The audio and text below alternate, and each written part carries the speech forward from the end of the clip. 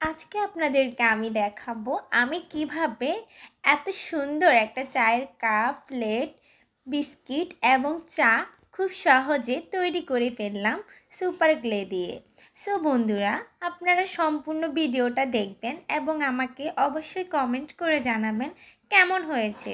আর হ্যাঁ, আপনারাও কিন্তু চাইলে এরকম সুন্দর সুন্দর জিনিস তৈরি করে নিতে পারেন সুপার গ্লে দিয়ে।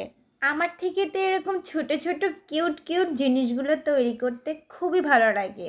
আমি জানি আপনাদের কাছেও নিশ্চয়ই ভালো লাগবে। সো আপনারাও ট্রাই করতে পারেন আমার মতো করে।